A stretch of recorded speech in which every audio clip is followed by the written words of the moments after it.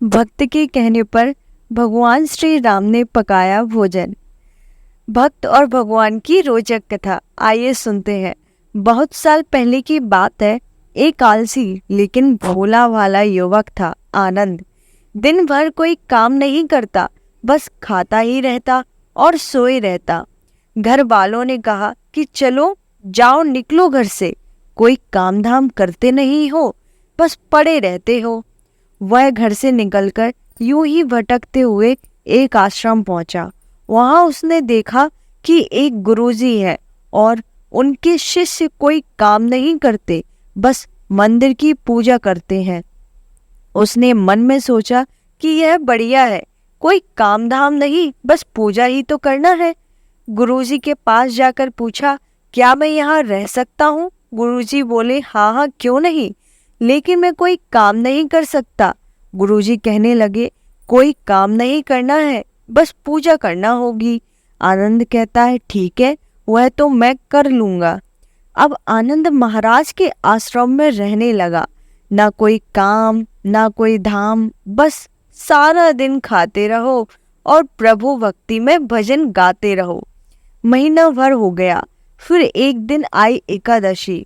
उसने रसोई में जाकर देखा कि खाने की कोई तैयारी नहीं। उसने गुरुजी से पूछा कि आज खाना नहीं बनेगा क्या?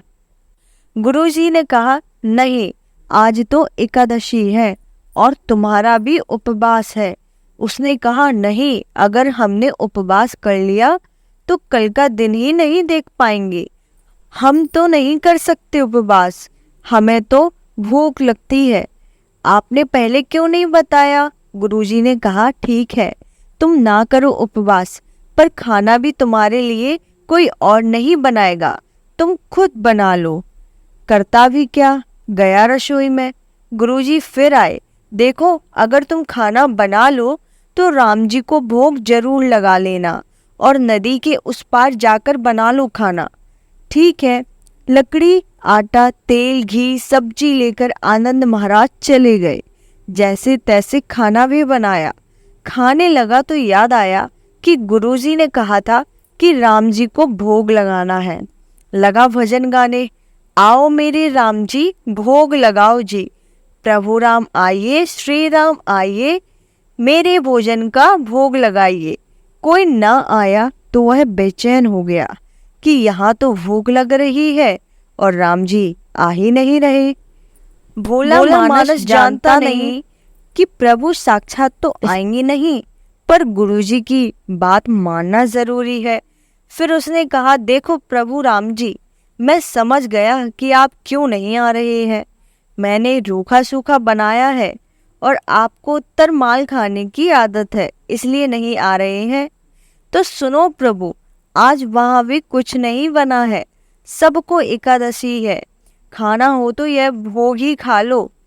श्री राम अपने भक्त की सरलता पर बड़े मुस्कुराए और माता सीता के साथ प्रकट हो गए। भक्त असमंजस में, गुरुजी ने तो कहा था कि राम जी आएंगे, पर यहाँ तो माता सीता भी आई है और मैंने तो भोजन बस 2 ही लोगों का बनाया है। चलो कोई बात नहीं, आज इन्हें ही खिला देते हैं। बोला, प्रभु मैं भूखा रह गया, लेकिन मुझे आप दोनों को देखकर बड़ा अच्छा लग रहा है। लेकिन अगली एकादशी पर ऐसा ना करना, पहले बता देना कि कितने जन आ रहे हो, और हाँ, थोड़ा जल्दी आ जाना। राम जी उसकी बात पर बड़े मुदित हुए और प्रसाद ग्रहण करके चले गए। अगली एकादशी तक यह भोला मानस सब भूल गया। उसे लगा कि प्रभु ऐसे ही आते होंगे और प्रसाद ग्रहण करते होंगे। फिर एकादशी आई। गुरुजी से कहा, मैं चला अपना खाना बनाने, पर गुरुजी थोड़ा ज्यादा अनाज लगेगा, वहाँ 2 लोग आते हैं। गुरुजी मुस्कुराए, भूख के मारे बावला है, ठीक है, ले जा और अनाज ले जा। अब की बार उसने 3 लोगों का खाना बनाया। फिर गुहार लगाई, प्रभु राम आइए, सीताराम आइए, मेरे भोजन का भोग लगाइए। प्रभु की महिमा भी निराली है। भक्त के साथ कौतुक करने में उन्हें भी बड़ा मजा आता है। इस बार वे अपने भाई लक्ष्मण, भरत, शत्रुघ्न और हनुमान जी को लेकर आ गए। भक्त को चक्कर आ गए। यह क्या हुआ? एक का भोजन बनाया तो 2 आए, आज 2 का खाना ज्यादा बनाया तो पूरा खानदान आ गया।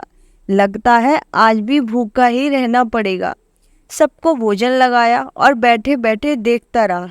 अनजाने में ही उसकी भी एकादशी हो गई। फिर अगली एकादशी आने से पहले गुरुजी से कहा, गुरुजी ये आपके प्रभु राम जी अकेले क्यों नहीं आते?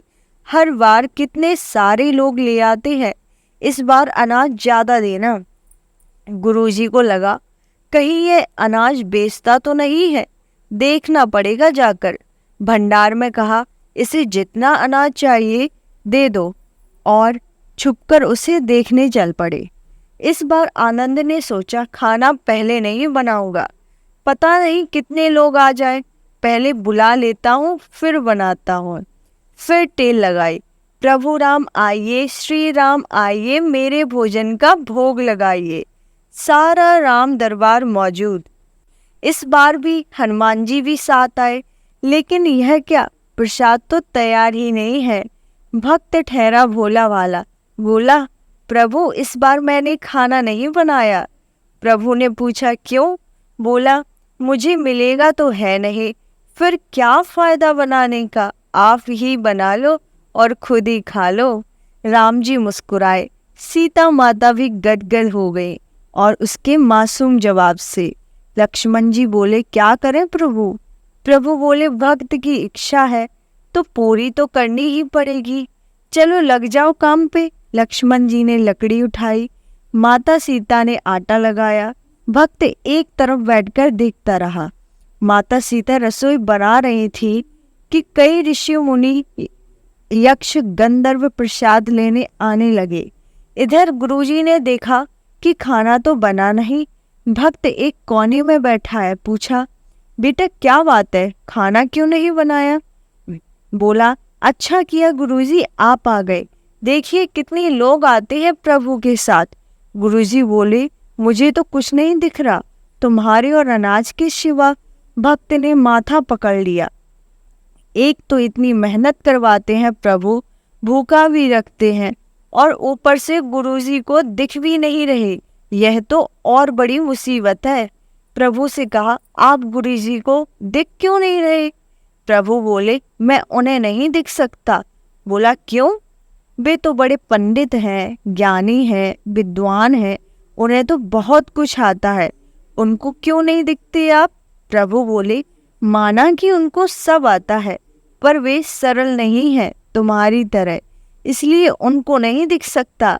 आनंद ने गुरुजी से कहा, गुरुजी प्रभु कह रहे हैं कि आप सरल नहीं हैं, इसलिए आपको नहीं दिखेंगे। गुरुजी रोने और कहने लगे कि वाकई में सब कुछ पाया, पर सरलता नहीं पा सका तुम्हारी तरह, और प्रभु तो मन की सरलता से ही मिलते हैं। प्रभु प्रकट हो गए और गुरुजी को भी दर्शन दिए। इस तरह भक्त के कहने पर प्रभु श्री राम ने पकाया खाना। जय श्री राम।